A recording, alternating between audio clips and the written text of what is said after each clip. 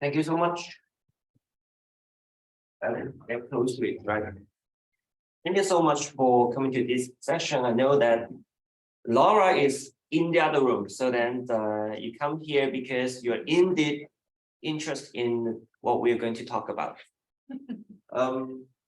So we are a group of researchers from CEPS, the Center for European Policy Studies.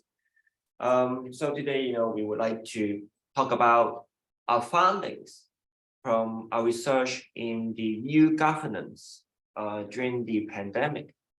So today we have, also we're so happy to have Professor Erica FLIA. I hope I pronounce it nicely. So she was the chief advisor to the Belgian government about the pandemic exit strategy. And right now, the president of a scientific committee assisting Belgian health authorities. So we're so happy to have Erica with us. And so what we're going to talk about. So we would like to look into the pandemic, the governance issue from the perspective of institutional economics. Why? Because we think the pandemic is an issue, is a problem of externalities. Because infectious disease will infect other people. So that means your personal behavior would affect other people in a negative way. So we think from this perspective, we think the pandemic is also a problem of coordination. The formal and informal institutions could help us to solve this coordination problem. So Chen Yu would start the presentation. So she will talk about the formal institutional building in the EU. Next, we will have Jane Royong, also from CEPS, who will talk about transparency and accountability in the EU institutions. Finally, we will have Erica. So we will have on stage interview moderated by Paula Gertler. So they will talk about the use of science, the use of expert advice during a pandemic. And then we will have a panel discussion. So then you could raise your questions, you could join us in the interactions. Thank you so much. So then I will give the floor to Ken.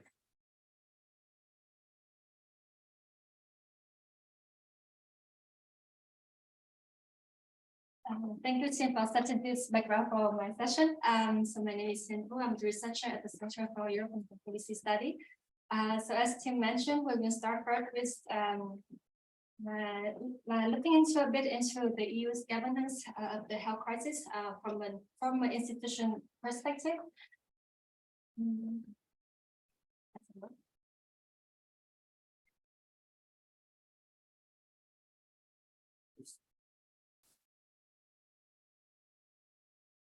So here I'm just trying to see, since 20 years until now, the EU's governance of public health has gone through different important developments, and we can see that those milestones correspond more or less to the crisis and events that happened in the past. So for instance, you can see that back in 20 years ago, the bovine spongiform encephalopathy, or you can call them the mad cow diseases, has questioned the EU's capacity to protect its citizen health, and leading to the creation of the early warning and response system in the EU, as well as DigiSanco, which is now DigiSante. And then later on, in the 2003, you see the SARS outbreak has accelerated the creation of the ECDC, so the European agency working on the health control and prevention. And later on, the H1N1 swine flu in 2009 also contributed to the adoption of the decision on serious cross-border health. And most recently, you see that since the COVID pandemic, we have the adoption of the European Health Union's and a lot of the different measures under this umbrella initiative.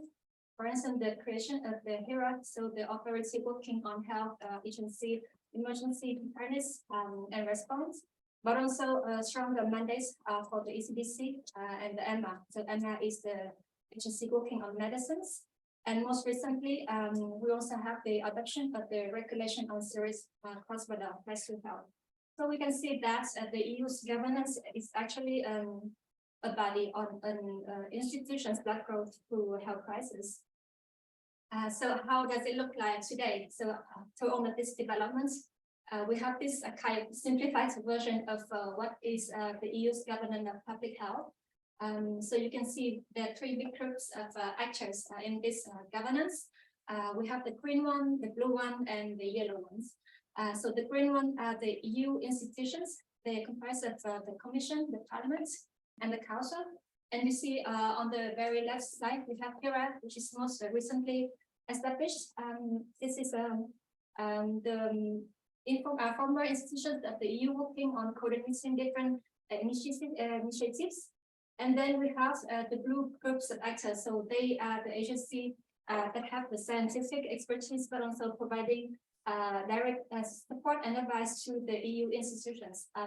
So traditionally, you have EMA and the ECDC, so they're working on medicines and working on the surveillance of the infectious disease. But most recently, we also have the other agencies, like to the very left, you see the EFSA, the EEA, and the ACAS. So they are the agencies working on food security, on environment, or on chemical. And these agencies, they are now also providing support in issues related to health crisis, like for instance, providing advice in assessing the risk. And the last group, you see the yellow group here is related to the national authorities. So they are the member states dealing directly with public health crisis on the ground. And these bodies, they are coordinating directly with the Commission as well as the EU agency. So you can see that this diagram, this seems to be very strongly connected with knots and connection among them, but actually in practice, this is more or less the reality. I mean, you have some actors, you have some connection among the actors, but some connection is still missing. So that's why the EU's governance of public health today can see three problems of coordination. So the first one is the coordination among public health bodies and agencies. Second one, there's also lack in the coordination among all other sectors, so going beyond public health, but the other sectors like environmental, chemical, food safety, etc. And last but not least, we also observe a coordination problem between the EU and the member states. So I will go through these three coordination problems in the next paragraph. First, we talk about the coordination among the EU bodies working on public health. So you can see here the EU Medicines Agency, EMA, HERA, and ECDC. They are the three main bodies and agencies providing direct support to the EU Commission on public health issues. And today they are having some coordination problem because they do have overlap in their activities and mandates. Like for instance, EMA and HERA, they are both working on monitoring the medicine shortage in the EU, with EMA working more on monitoring the medicine shortage, and HERA more on the supply chain side. And similarly, between HERA and the ECDC, they are both working on collecting data and evidence on threats, working on the modeling and then surveillance of the epidemic, and also on supporting the member states to prepare the plan for pandemic preparedness and prevention. So having a lot of overlaps in their activities, these bodies and agencies, they have recognized it in their recent documents, but then they have not translated them into concrete actions. And there are three main reasons behind this, four main reasons actually behind this lack of coordination. The first one is that the mandates of these agencies have not been clearly defined, especially for the case of HERA, because this is just like a new body and it's just like established in 2021. So we just have like one full year operation. So a lot has to be figured out until we can see its clear allocation of tasks and activities. And second, we can see that these agencies and bodies, they are providing direct support to the EU institutions. So they are bound by the short termism, and they have to provide like advice in very timely manner. And then it's a bit more difficult to think about long-term coordination. Third reason is about the tendency, so tendency to work as the way they're working today, and yeah, less flexibility to coordinate. And last but not least, there's also a lack of sharing of knowledge and information among these agencies. These are just an example of what is a coordination problem among the bodies working on public health in the EU. But we can see that there can be like future example coming up. Like for instance, we talk. I hope you can see the text over there. In 2025, we are foreseeing the establishment of new EU body, for instance, working on the European health data space. So they will add to the complexity of the problem because we have more actors joining the game. And so we will also need to have more coordination effort. Second problem regarding the coordination is between different EU sectors. So before we mentioned about the coordination between public health agencies, but now if we talk about the broader scope, we talk about the One Health, right? So we talk about the role of human, but also animal and plants health contributing to the health goals. And here in the EU today, there are different agencies working on these issues, but they are working more or less in silos, and there's not a kind of coordinating and sharing knowledge among them. And again, this background, quite recently, there's a group of lead scientists representing different EU agencies. They call for 3 areas for stronger coordination among the EU agency. First is to do a kind of multi-sectoral transdisciplinary risk assessment among the agency.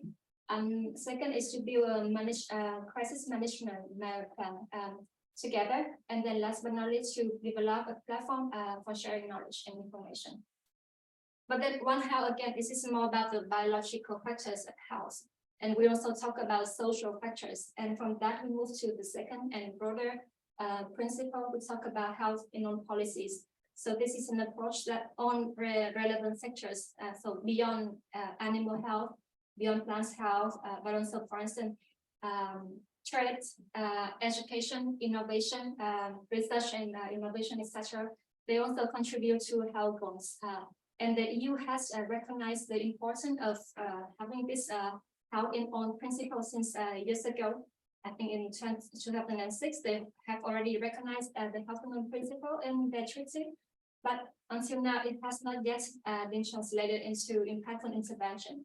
And for that, recently, we have the former director of the DG Santé, Anne Boucher. She has called for a stronger implementation of the health and non policy in the EU implementation of sectoral legislation, and mostly through the integration of the health impacts when we build new legislation in different sectors. And last but not least, we talk about also the interaction between the EU and member states. So we see that based on the legal documents of the EU, health competence is traditionally a competence of the member states. And the EU can provide relation to coordination, analysis, and advice. However, in practice, we see that the competence and the power of the EU in this area has been growing continuously. Coming back to this diagram that we have been before, since 2000 until now, we see that the competence, like the number of EU's institutions working on public health have been growing, mostly through health crisis. And that leads to the question that whether these developments, this set of institutions are enough for the EU to be ready and well prepared and respond well to the new health crisis, especially when we observe some behaviors in member states that, for instance, in the COVID pandemic, like member states, they try to export the bans of some critical countermeasure at the beginning of the pandemic.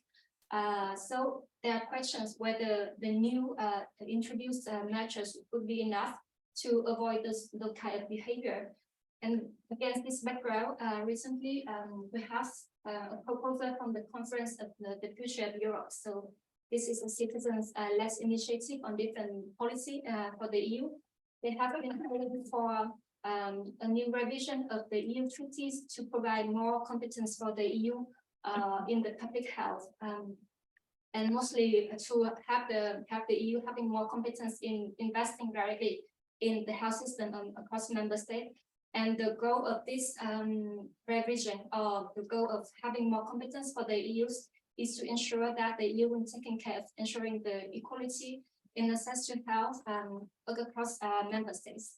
And again, this proposal from the Conference of the Future of Europe, there are different perspectives from different EU institutions.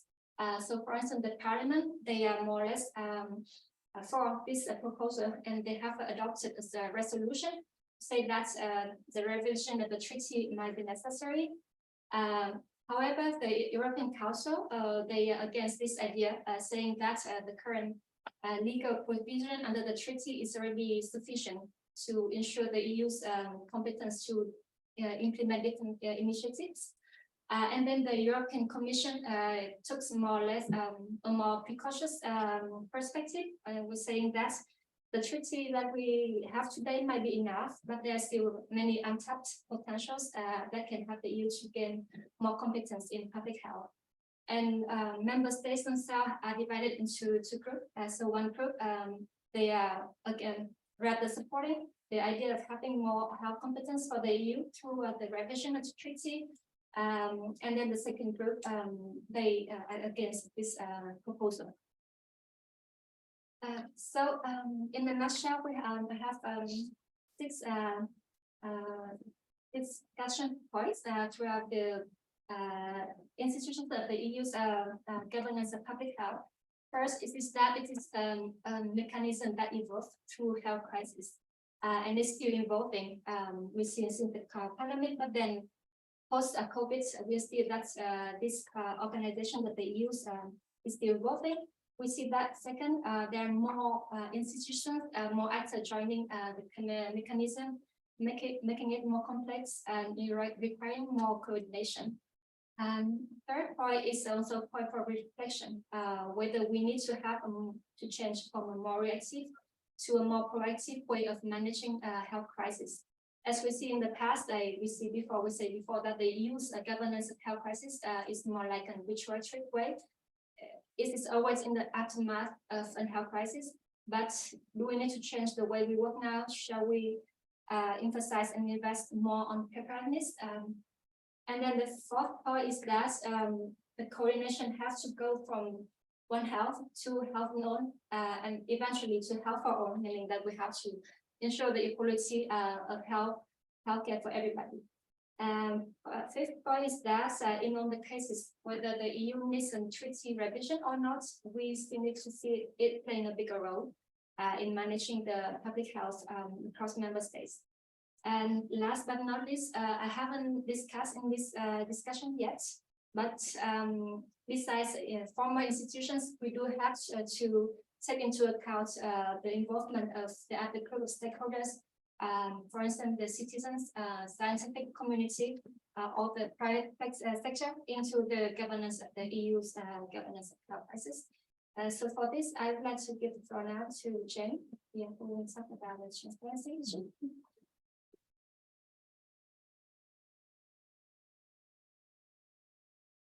Thank you very much, Jen. And I think this is a perfect transition to transparency and accountability, especially the part of the EU gaining more power in public health and in coordination, which also leads to the question that Laura mentioned this morning about what democracy do we need in a public health emergency and how can we best ensure it, which in the case of the EU is complicated since it's known for its famous democracy deficit.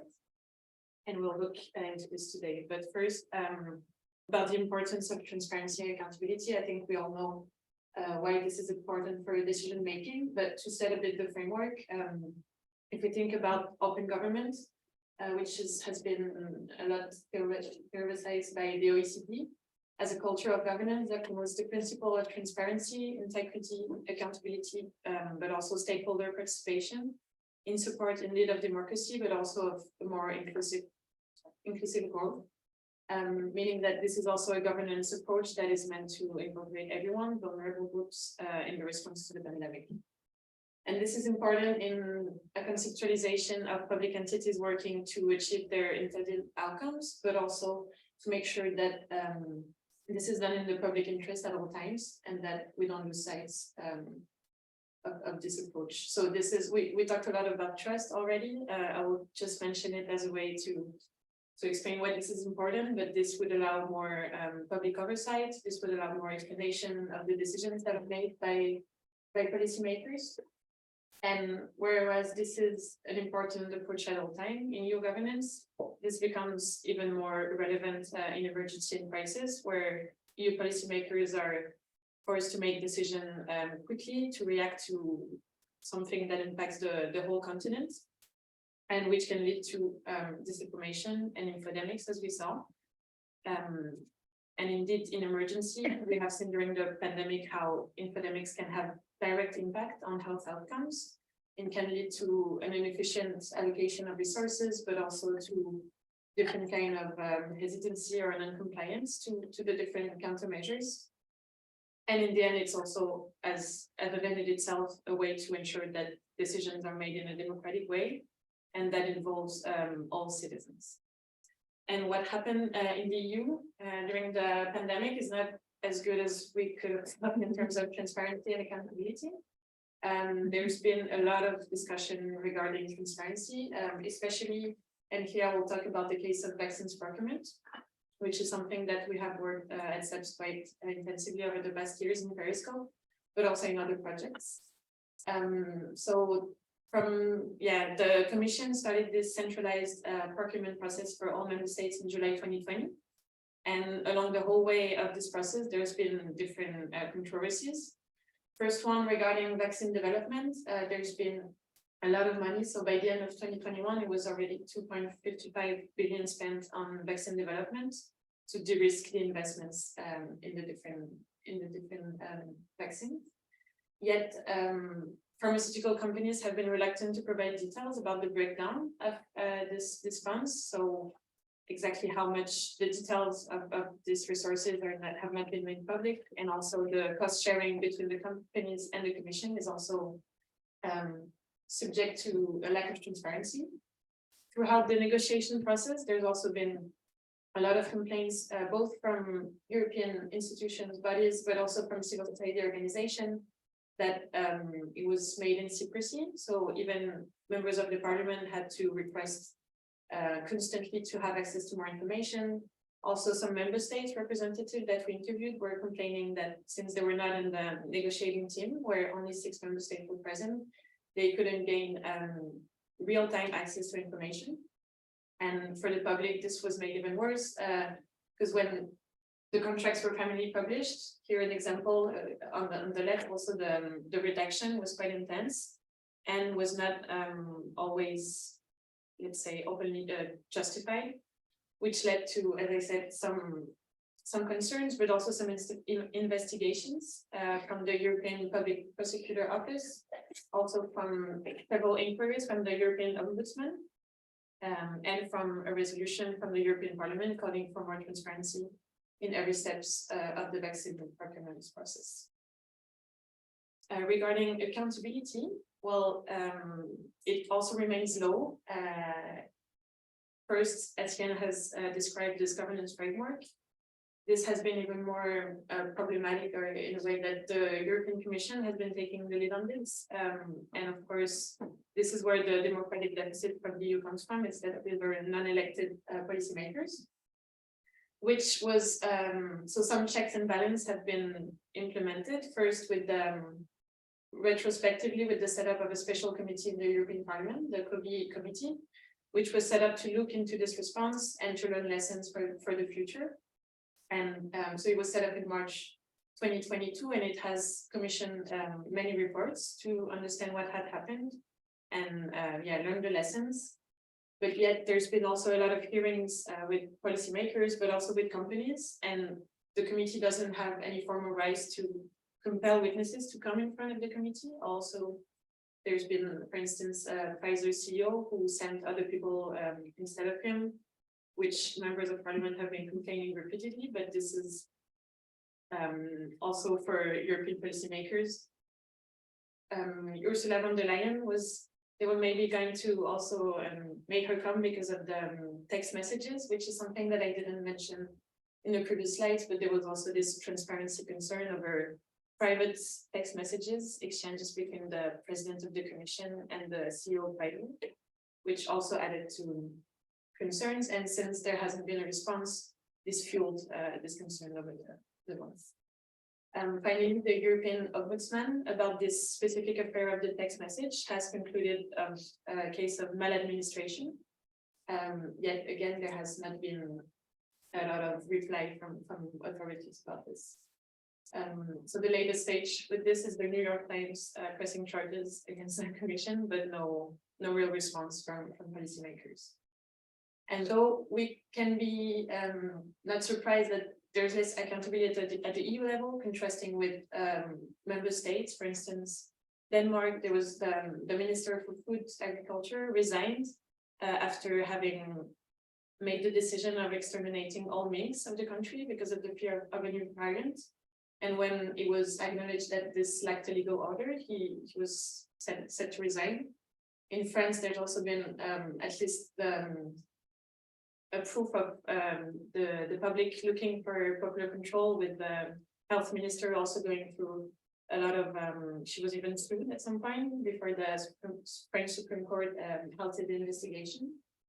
Well, we see at the European level that this is more distant, but this is also more complicated to reach this citizen and public oversight. So the question that we ask ourselves is also, how could we make more robust but also efficient transparency and accountability mechanisms in the future? Can we improve this structure, this current structure? And throughout our research, we have some proposals for a way forward. First, looking at the regulation on cross-border health threat, which was so revised and published, adopted in November 2022. There are some mentions of transparency, but always in a voluntary way. It's about, so I don't know it by heart, but I haven't put it here, but about promoting transparency while always protecting commercial interests, also the interests of the union, which are described in a broad way, of course, for legal interpretation, but which leaves no space for specific oversight.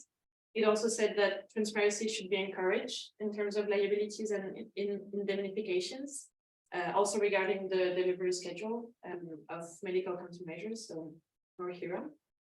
And there is finally one article that says that the Commission shall inform the European Parliament about the procedures related to joint procurement and grant them access to contracts. But so the public is here again not mentioned, and there's no sufficient safeguards to ensure that next time there will be at least mechanisms allowing the public to ask for this new for this transparency or for this information, which is in a way the public access to European documents is also in the Charter of the European Union. So here again, it's only upon request, it's voluntary. So what we suggest for the next pandemic is to, as it has been said a lot today, is to start acting now and establishing already now a rules-based governance framework, which could be inspired by this principles of open government. And it's mainly outlined in these 4 bullet points, which is first to have this legal and regulatory framework that could, for instance, include supporting documents for joint procurements. This could be having a rule book ready explaining when does the EU enter these negotiations, who would represent the EU at the negotiation table, what kind of information should be published and when. So at least when this happens, there's already this rule book which can be followed. Of course, it has to be flexible to allow to different emergencies, but it allows first policymakers to have guidelines and also the public to know what they can expect. Then for incentivizing accountability and policymakers to be held accountable, there could be this oversight, monitoring, evaluation, learning mechanisms implemented throughout the process. with additional mechanisms to make sure that the strategies are coordinated throughout the complicated governance structure that Etienne has mentioned. So all this horizontal actor, but also vertical, to make sure that we know what are the chains of accountability, who answers to whom, and who can we ask information at every step. And finally, communication around these measures. I think we'll talk more about this later, but there has to be also efforts to communicate what is being done and how to have access to all information that is needed for the citizen directly.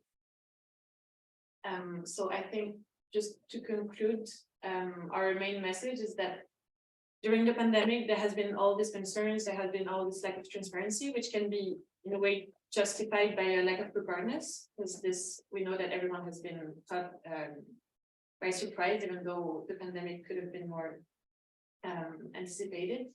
But next time we know that this can happen, we know how we have acted the first time. So if there's one message, is to start acting now, and we will also talk about the limitations, but Etienne mentioned past dependency, and our message is also to try to go beyond that, to build a momentum to act on this now, because a lot of it is not only about public health, also has been mentioned, and joint procurement has also been mentioned, for instance, in procuring joint ammunition for Ukraine. So it is something that is still relevant, and even though there's bureaucratic inertia and less incentive to do so now, yeah, we have already the means to do so already. So, and I will leave the floor for the founder and the pandemic.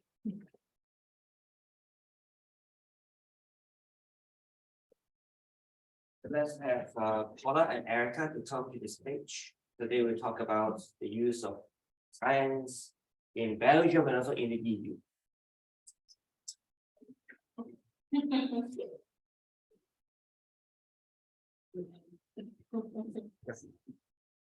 Sorry, I still need to shimmy around on this chair, but okay. The first act is done. Yeah, thank you all for coming to this interesting session. I'm glad you find it interesting as well. I hope you do. I'm very glad to be joined here with Professor Erika Vliege. You've had a busy 3 years from what I gathered so far. So you're head of the Tropical Diseases Unit at Antwerp University Hospital. You teach and research at the Institute of Tropical Medicine and the University of Antwerp, if I got that right. Then from January until April 2020, you were a member of the scientific committee that advised the federal health ministers. Then from April to August 2020, you were president of the GEES, the committee that determined the exit strategy, not determined. I guess that would be the goal. You advised on it. And then since October 2020, you are the president of the coronavirus expert group that finally evolved into the scientific strategic committee. So that's a lot for one person, or at least to me, it seems like a lot. So I'm really glad that you're here to share your experience, and hopefully we can all learn a bit more. And what struck me from listening to the other sessions, that science, accountability, scientific advice, evidence, all of that has come up multiple times already for the first sessions. So I'm happy that we get to reflect on it in more depth. But first, I would like to start on a more personal level, on your personal experience. How did you become a member of these groups, or then also president of these groups, so to speak? What was and is your experience from working as a scientific advisor to the Belgian government? And yeah, are there tensions between politics and science, because those seem to pull in opposite directions at times? And just interested in your experience on these aspects. Okay, well, thanks a lot, and thanks so much for the invitation. Actually, I've learned a lot also today. I came also to learn and to, at a certain point to exchange all the things we've lived through, each of us from his or her perspective. How I ended up in this, well, I've questioned myself many times. So what am I doing here, and how did I end up? So I'm a clinician, infectious diseases specialist, and my hospital, we hospitalize the patients attending the Institute of Tropical Medicine, and in that respect, we are the national reference center for, let's say, tropical, but also emerging infections. We have a high-level isolation unit for presumed viral hemorrhagic fever cases, etc. And already in 2014, with the ongoing West Africa epidemic or with Ebola, from that function, I questioned our public health officers so much, so many questions, that eventually they said, well, we are going to open a position on a coordinator for preparedness for Ebola at that time, and we would like you to coordinate this, given you are so much in it, etc. And so I worked at the federal public health for a year, and then I went back to clinical practice, clinical and academic practice. And then when COVID came, actually the then acting minister of public health gathered all people who had played comparable roles, either in influenza or in Ebola, around her, first in a scientific committee. And then the prime minister, after in the middle of the first wave in March 2020, decided she wanted to have a supernumerary experts body, which she called collective knowledge, a body of collective knowledge and intelligence, was her words. And so she compiled 10 people, or she made herself a committee of 10 people from different disciplines, biomedical, but also economical, poverty-related settings, and she brought us together, and she called that the G's, the group of experts, and she asked me, will you be the president of that body? So I asked her why, and she said, I think you can do it. Okay. And then well, a lot of things happened. Epidemiologically, we had, of course, like all other countries, we had the second wave, but also a new government was created, and that government had another take on the epidemic and said, okay, we want to organize a formal commissariat, as they call it, which in Belgium facilitates to work in an federal and interregional manner. Belgium is a very complicated country with several regions and several levels. And so then I have been working in that commissariat as the leader of the scientific group, which fed into the advisory commissariat, and that was the GEMS, which lasted until April last year, and then that evolved into the scientific strategy committee. That's it in a nutshell.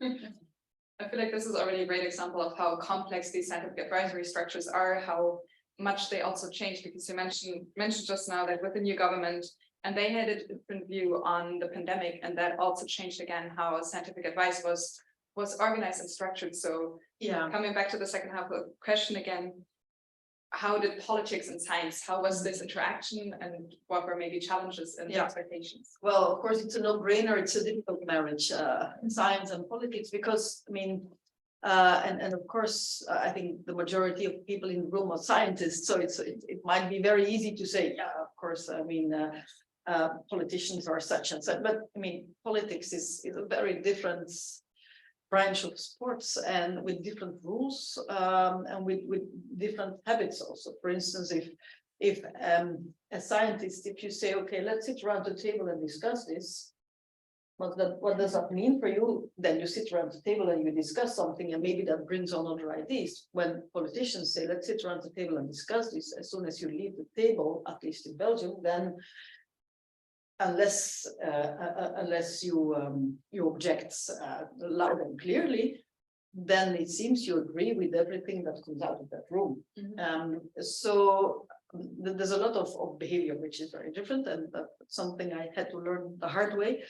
But a bit more in a general level, in the beginning, when we saw the crisis coming, a lot of scientists, including myself, started warning the government, but of course this was it took a while, let's say, before our politicians really realized this is something different, something like we never had. So that took us really a while but then they saw how severe it was, and with the severity of that first wave, initially a lot of we had a lot of credibility. All of us, we performed also a lot of scientific communication, and through that scientific communication, a lot of our politicians gave us a lot of credits to come with ideas and with input, etc. in the heat of the moment. And typically, always when things would turn really very bad, then we would have more access to political decision making. But as soon as things would quieten down again, we're not needed anymore, or the cautiousness that we would like to apply was maybe a bit pushed away, etc. And so this group of that should design the exit strategy, which was very optimistic in April 2020, was composed but did not contain contain biomedical people, biostatisticians, clinicians, poverty experts, the governor of the National Bank, a captain of industry, but for instance, nobody with mental health expertise. And we questioned the prime minister who had compiled the group. Can we please broaden up the group on, because we had received already some justified criticism on that. But so the group was closed, that wasn't possible, but so we solved that by reaching out and organizing subgroups and subcommittees, and so that we could bring in some behavioral science expertise, but that was informal. So we asked repeatedly, can we please broaden up and become more multidisciplinary? And so at the end of the day, the prime minister said, yes, we'll do that. And then she changed us completely, and she included well, not really experts in motivational or behavioral science, but somebody with a psychoanalytic background and a representative of the event sector. So that was very difficult, and everything was, so it became very difficult to find out, what's the weight of the weight of the input of an event organizer versus an epidemiologist versus a psychoanalytic expert in designing a strategy against the second wave. So that was very complicated, was very conflictual situation, and ended up in a gigantic second wave. And then with this new government and with the new with the commissariat, a new group was created, which was much more balanced in terms of expertise, in terms of regional representation, gender representation, etc. All the balances, all the checks and balances, which are also in Belgium very important, north, south, language role, etc. But also, and then there was much more representation also from the already existing public health authorities, and then academia, biosciences, biomedical sciences, and behavioral and health economics, and sociologists, etc. So there was more balance, but nevertheless, the question remains, how broad should it be, the multidisciplinary approach? For certain discussions, such as corona certificates and vaccine certificates, we broadened that group with ethical expertise, legal expertise, philosophical expertise, which was all interesting, but at a certain point, you reach such a big group that it becomes not manageable anymore. So you have to strike a balance there between who is doing what in such a group. So it's a challenge to have all disciplines on board, but because it's a working thing. I think it's great that you already moved into the question of multidisciplinarity, interdisciplinarity, because that is of course also a recurrent theme. We've talked a lot about how we would wish that everybody would be working together. It's in every grant agreement, etc., etc. But it's actually really difficult, and I find it interesting that you also point out that it was a political constraint of who can be, that it was by the prime minister who said like, no, this group is fixed, you stay this way. So I think it's really, really interesting to see this. And before we move on, maybe also to the role of the EU in determining the Belgian way, I would also be curious, as you mentioned, how do you end up balancing the inputs from a virologist with the one of an event organizer? And who should be making that decision? Because it is clear that pandemic response always requires certain trade-offs. You can either go into lockdown and keep everybody physically healthy or protect them from the virus, but you sacrifice mental health, you might have some economic trade-offs. So I'm curious, was it up to you to balance certain trade-offs, or was this up to politicians? And Well, so, go ahead, it was done. well, maybe let me say first, so the episode of the group with the event organizer was not a scientific group anymore. And so with from November, December 2020 onwards, the commissariat, the formal commissariat was created, and within the group, the GEMS, which was again a truly scientific group.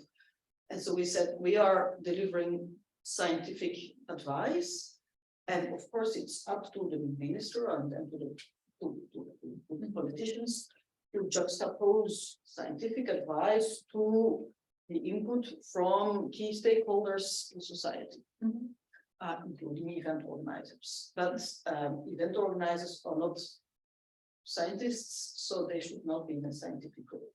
So, but within the scientific group, of course, we had also diverging opinions. Obviously, we had virologists and certainly biostatisticians who are very much in favor of very strict measures.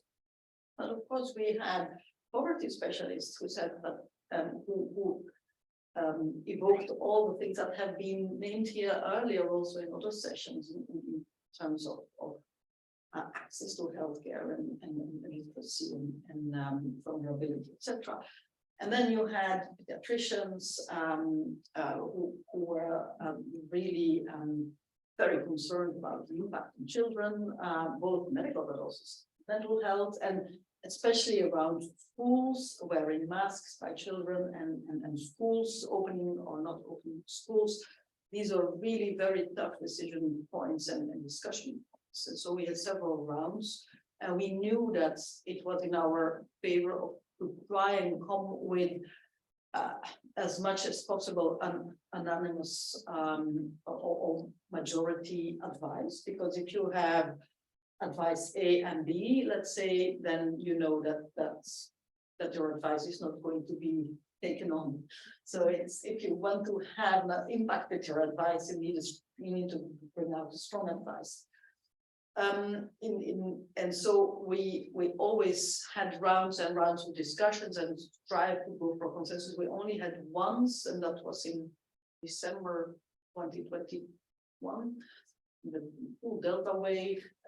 We had once a discussion where the pediatrician said, okay, I withdraw from the final decision. I will not block it. I'm not against it, but I have difficulties with, and so we didn't find a complete agreement, and so he withdrew from the decision, and that was also written in the rules.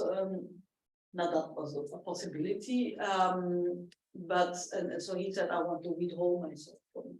But in all other situations, we always try to find a good way. But and of course, if you work together very closely for many months, and there is enough respect for all diverging opinions, then in most cases you can reach that. But and then of course we got the criticism. Yeah, but you have you guys you have unified thinking, and there's not enough divergence among your thinking.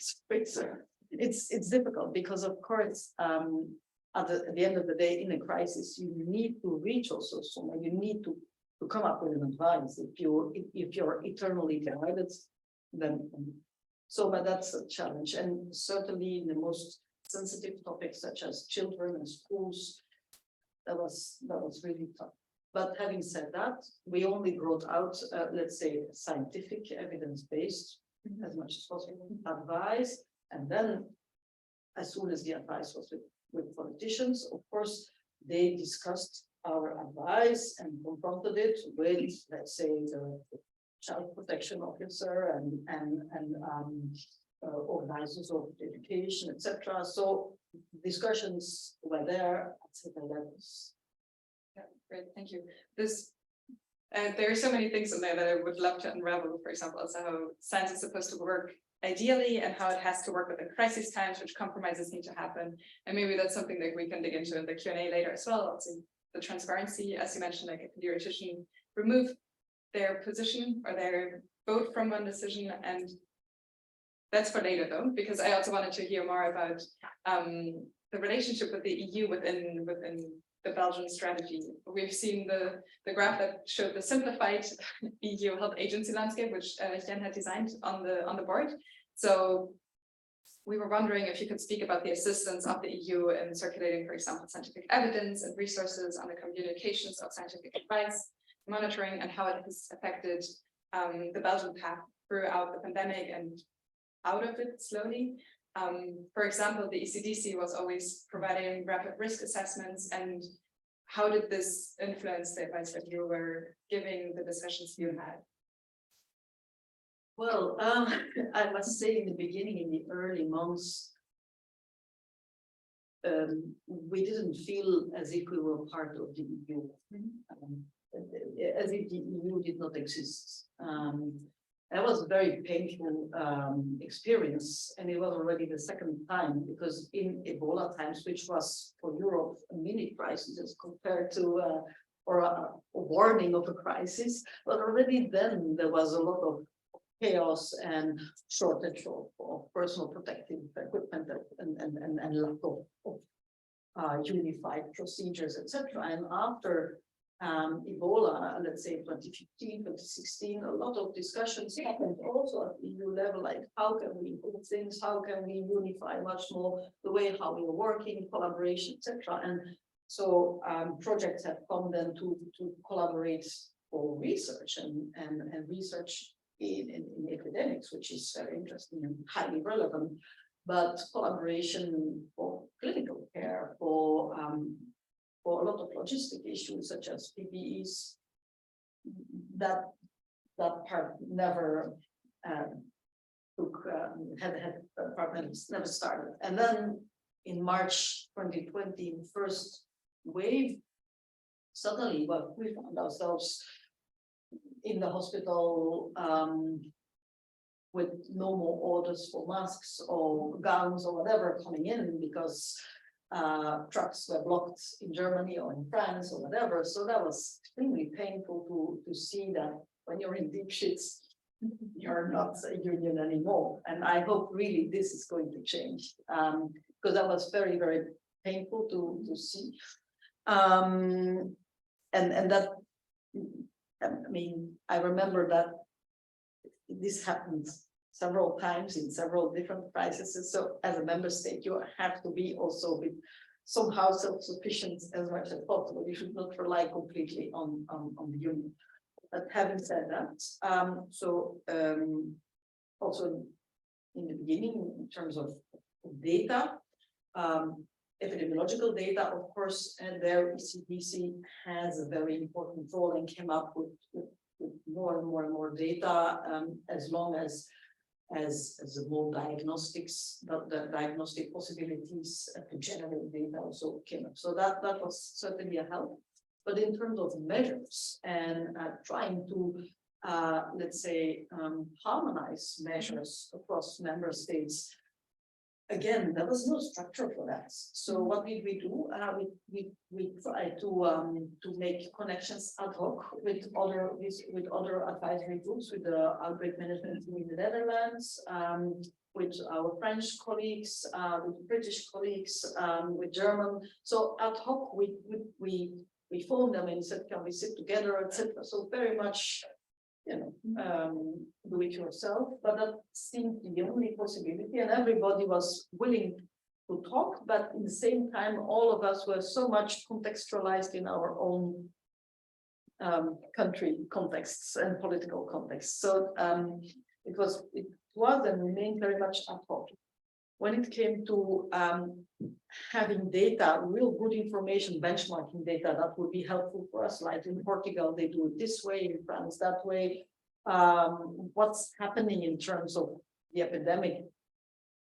We had more information from our diplomatic sites.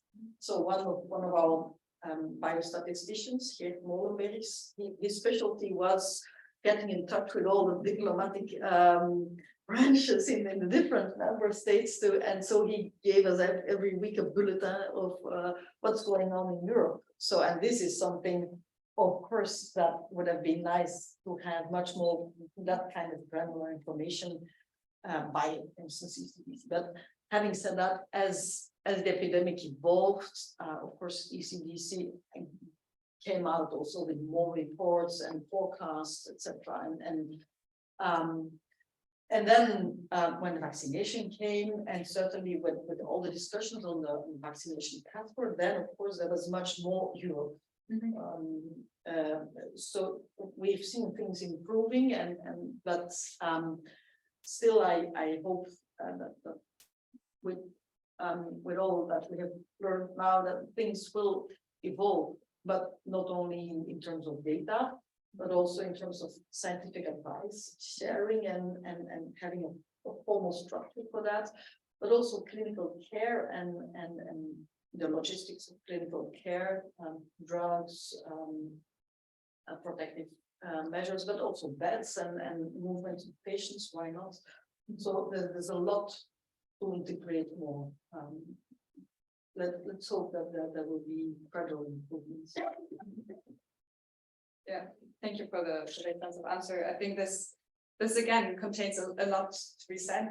What I was interested in coming into this conversation is also that I feel in Brussels we often have a bias towards more union level action. It's always good. We need more EU level coordination, but also health is so situated. We talked about the importance of talking to the communities and social listening. Healthcare systems are very unique across member states. So I was curious to hear your impression of how much coordination and sharing learnings would actually be useful, but it's really encouraging to hear that it would have been useful. Yeah. And I find it quite shocking that you say that it didn't feel like you felt like the EU didn't exist in the beginning of the pandemic, which must have been quite isolating. It's memories and press for myself, I think. Kind of wrapping it up so that we have time for our panel discussion and for your questions from the audience as well. I'm just curious about what is the most important lesson that you have learned as your specific role being involved in all of these processes. Yes, what is the most important lessons that you would want to the public and particularly policymakers to know?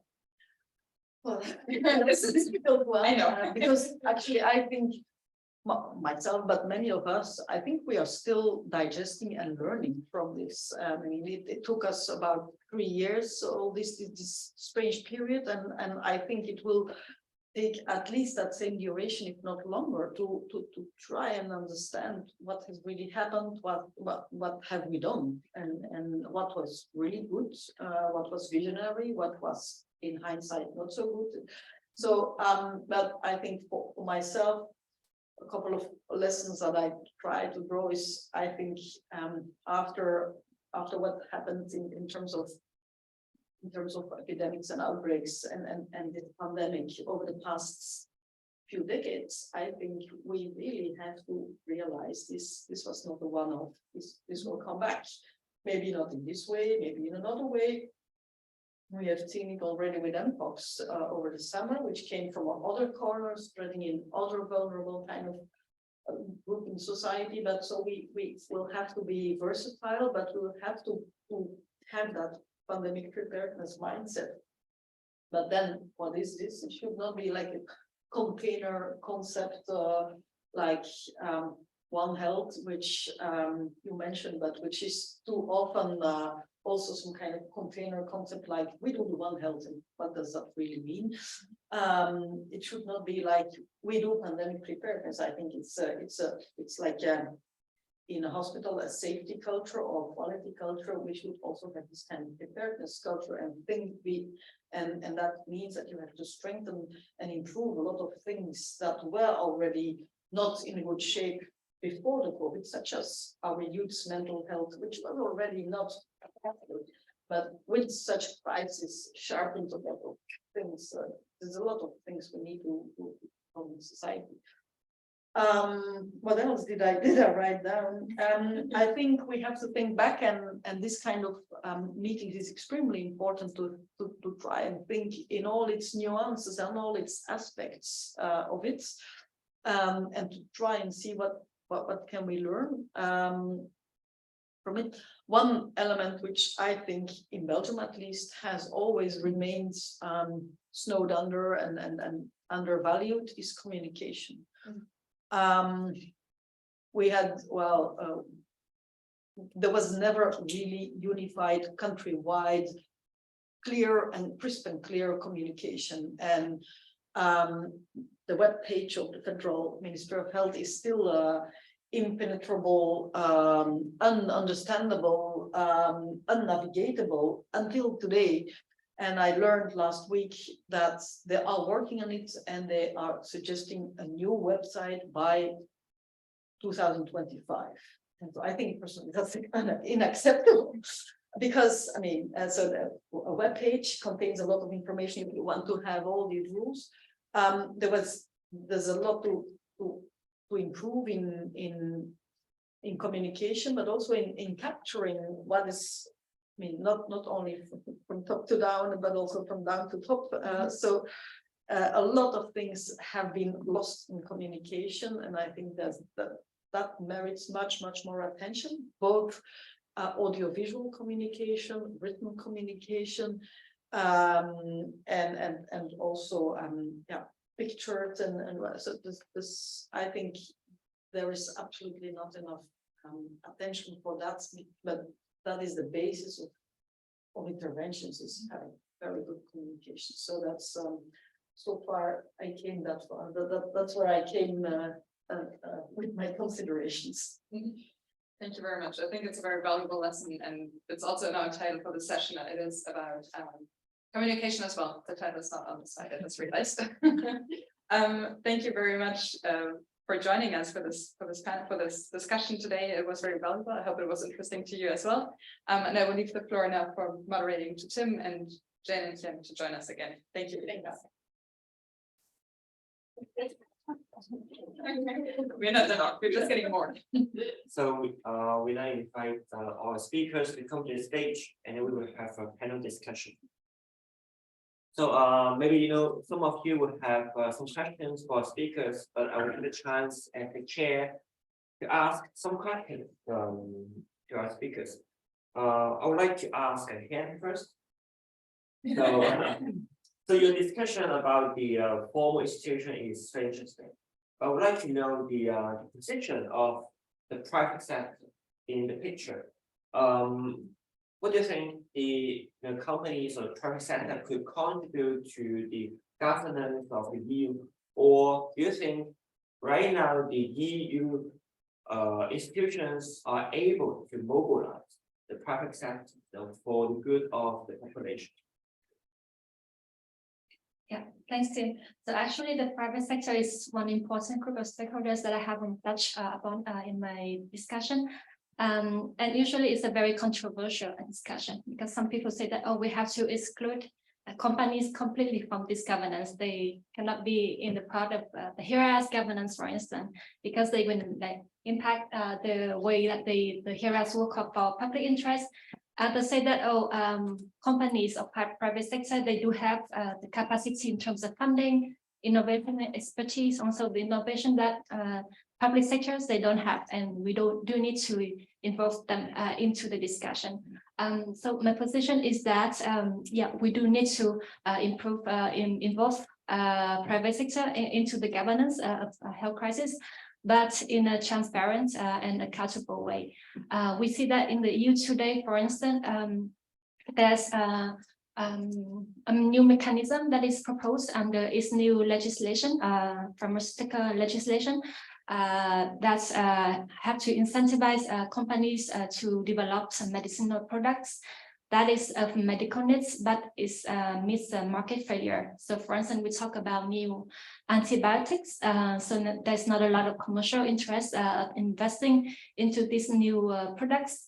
And then there's an idea from the EU to provide that what is called the transferable exclusivity voucher. So it's a kind of mechanism to ensure that when companies they invest in new antibiotics, they can get some insurance from the EU legislator to protect other products that they have in the market from perhaps for 1 year patent, for instance, so they can make for profits from that exclusivity power. So there's a controversial about that because that people saying that that mechanism might not guarantee the entrance of new medicines into the market, but at the same time they can make entail like burdens on the expense from public health expansion, and then also that can also lead to a lot of commercial benefits for companies. Another story is about access to information and data. So we discussed this morning about the contact tracing case, right? So companies like Google and Apple, they do have their own application and they get a huge amount of data on how people move and the like tracing of the contacts of infected individuals. So one of these examples is to say that the private sectors, they do have their power, they do have a lot of capacity, innovation, information, and knowledge to sell with, and then to contribute to the mechanism. And as we say, we have to ensure that it is transparent enough, as Jane discussed in her part. We do need to have some kind of preset rules in order to make sure that now, today, we prepare for that kind of mechanism of collaboration between private and the public sector for future health crisis. Thank you so much. So my next question is to Jane. So you talk about open government principle, which is so nice, and but to a certain extent, it seems not very realistic for the moment. So what do you think are the obstacles that will stop us from reaching that optimum government, and what limitations of this principle? Thanks, Tim. I think the first one relates to hand presentation and this institutional complexity in the EU. As in the first stage, without having this chain of accountability in the first place, there's also a lack of who has to act first in order to instate this chains of accountability. So it's also a vicious circle. And in a way, we see that even with some civil society organization, either national, but also the umbrella, the big ones at the European level, they also are trying to push forward this agenda. But if there's no institutional reaction, it can also get lost in the European complexity, especially considering all the crises that Europe has been faced since the pandemic, given that maybe we already see it now, the political momentum is fading away, both in the council, in the commission, and in the parliament a bit less, but still we can see that during the pandemic, they were not the main actor that was being listened to. So that would be our first one, and also having this coordination of between all these different bodies. And the second one that I mentioned also earlier was this inertia and this fast dependency. So how do we change from one way of working to another one? And I think that's why also, as we mentioned here today, it's important to have this discussion and to meet different kind of stakeholders, which is also what is here today. So we can have patients organization working with scientists to understand how we could build these rules, but also working with policymakers themselves. So we have to sit with them and understand the constraints, because what also the main problem that is being presented today is also this need to protect the commercial information or the secrecy and protect the interest of the union. But I think we should have this conversation today of exactly how can we disclose the information that is of public interest. And I think a lot of people and a lot of the investigations right now would argue that the price of the vaccines are of public interest, the liability clauses are of public interest, and Yeah, I think so. The main way to act is to have this collective discussion already today. Thank you so much. Well, my final question is to Erica before I will ask some of you to raise your questions. Your experience is truly fascinating, whether it is too positive or adjective. I know that right now people do have different opinions, sometimes very strong opinions, quite aggressive and so on. And I would say right now, mistrust in science is the highest, I think, since the beginning of science. Because of the, the misinformation on social media and so on. What do you think is the best strategy to protect scientists and also protect science in general for this kind of emergencies? Okay, maybe to start first, I'm not convinced that the distrust in science is so catastrophic. I think there is still in our society still a good level of trust in science. I mean, as a proof of that, not only the number of people that finally, for instance, got vaccinated, but also got boosted, etc. So, I mean, there's many ways how you can assess that and measure that. And I think we have to be always careful because the group that is not agreeing is there, and we have to take them into account. But numerically, they are louder than they are numerically, and we have to take that into account. I see that also in for instance, in appreciation of trust. There's actually a small but very loud group of people who have threatened us physically, literally, etc. But then the large community of people who say usually are very quiet, but I'm sending you this email to say I like what you do, or I trust you, etc. And I think that we have to see the balance there. Nevertheless, I think it is extremely important that scientists continue to explain how science works and what is science and what is not science. And the fact that, for instance, at a certain moment, I remember somewhere in May 2020, when the schools were about to reopen, there was a full discussion and there was new German data also on whether or not children were transmitting the virus, etc. And so on the television, I was asked, yeah, but this professor says this and that professor says that, but I mean, what is it? And so I told them, look, but this is normal. This is how we work. This is what we do all the time. And come with us to a conference in normal times, and you will find us discussing all the time and etc. And at the end of the day, we move on and we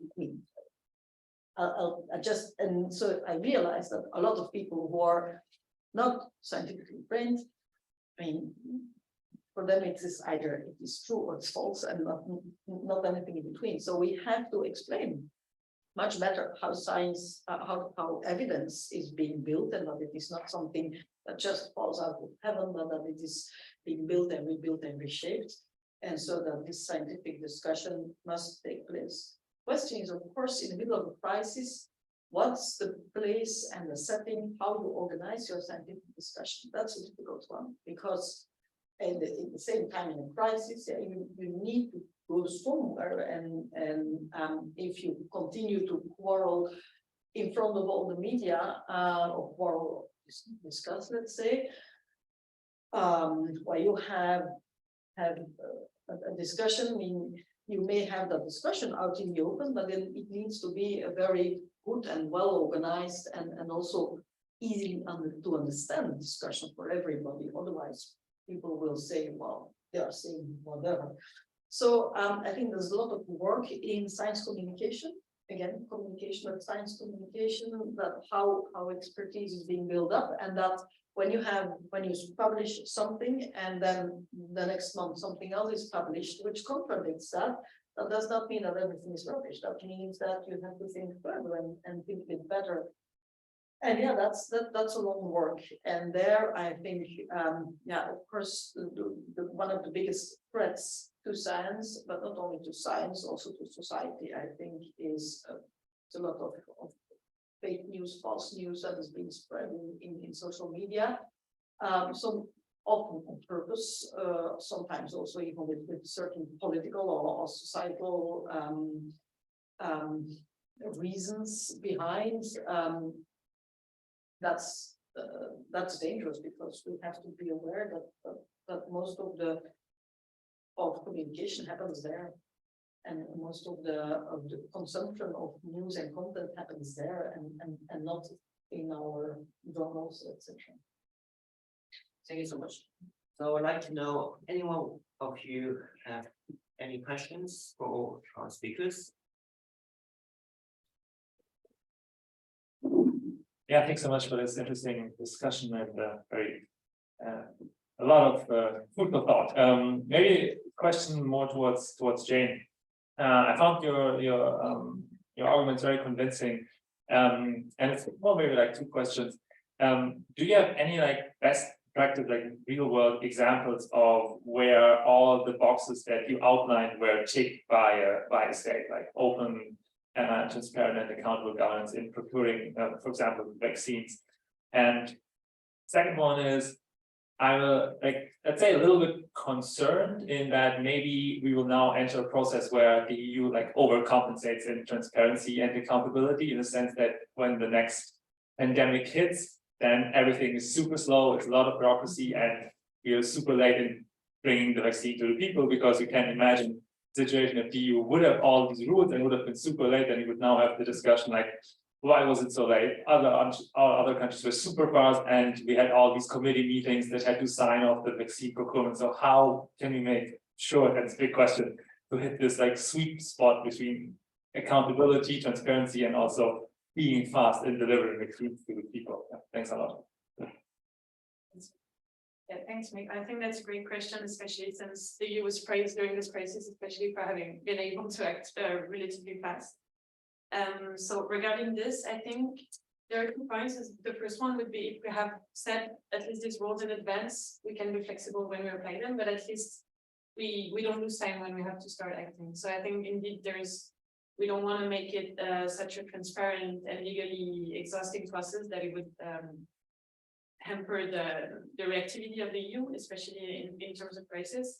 And also, most importantly, I think it's not only about disclosing the information, it's also justifying why we don't disclose some of the information, which makes it easier, because then of course we can take a decision more rapidly. Maybe there's a lack of transparency, but if we can explain why this has not been disclosed, for instance, by providing a legal provision, or even explaining what was the process of decision making, who was involved, where did we come from, on which basis we took the decision. And I think that's what was lacking during this process. For instance, the text messages, it's a small story, but in the end it reveals a lot, because there has been no justification, just the fact that this is not important, you shouldn't look at this. Well, we don't even know what was discussed in these messages, if it was really about a negotiation or just a big change. So I think that would be a way of not overcompensating, in preparing first, and second, justifying. And in the best practices, I don't think we have had a perfect example, but when it comes to transparency of the contracts, the United States has been also redacting part of the contract that were published, but they were using this principle from the Center for Global Development, which are the principle on commercial transparency for public procurement. And as I was explaining here, they were justifying each redaction by linking the article of the law that was explaining why this couldn't be disclosed to the public. So in terms of publication of contract, I think it's one of the best practices that we highlight in our reports. For the rest of the open governance principles, we don't have them yet, but that would be a good way to look into how we can actually enforce them or implement them. Maybe to add a little note, because I think I was just thinking when you were talking about all this accountability, which is and need for transparency, which is of course extremely important also in the democratic process. But on the other hand, in the beginning, especially in the beginning of the crisis, speed trumps perfection. and there's attention fields, and I've been in all these arrangements from the beginning, and in many moments we had to bypass earlier made agreements or earlier made rules because the crisis was there. And I remember that one of the public health authority leading persons said, when we were making new arrangements for the hospitals overnight, just to make sure that every patient had a bed, he said, well, we have to do what we have to do, and then we'll try to explain afterwards, or we will explain afterwards, but we may be chased for it or whatever. And we said, okay, whatever, we'll do what we think we need to do. And you need that attitude also.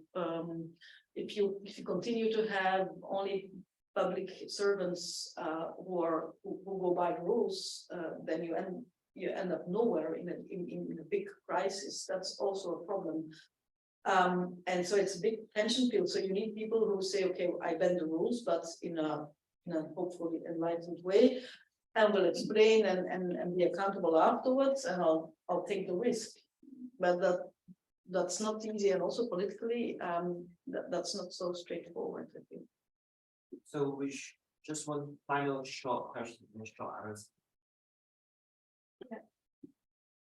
Actually, I had a little bit the same question related to the transparency, as in the sense that we're often quite harsh on the EU and not necessarily looking at how untransparent pricing negotiations also are at national level. But I have another question related to patient involvement, in the decision-making process and how decisions were made. So you gave very interesting presentation related to the experience of Belgium. How it seemed to me that this committee was a committee of experts, which means that you did not necessarily have a lot of civil society representatives. And how do we make sure, that civil society is actually associated with the way that crises are managed and prepared as well? It's a question for me. Yeah, well, that's a good point indeed.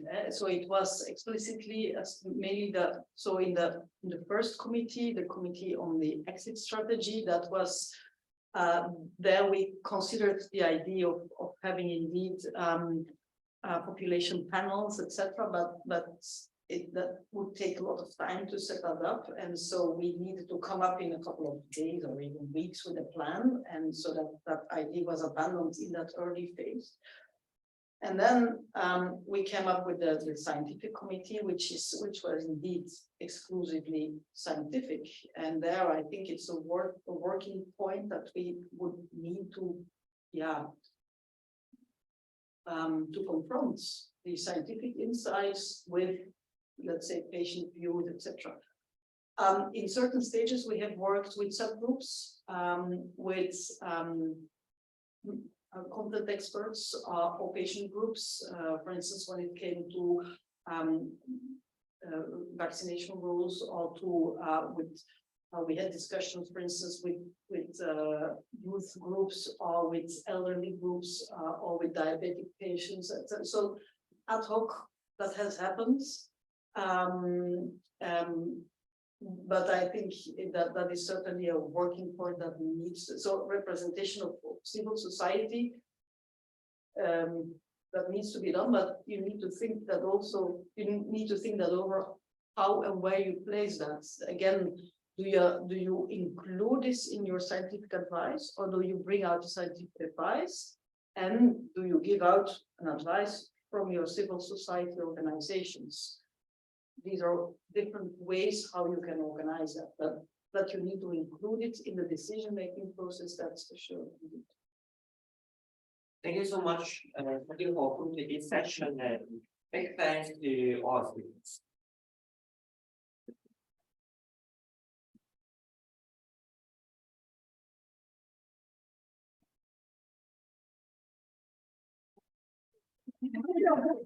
Thank you so much for everyone.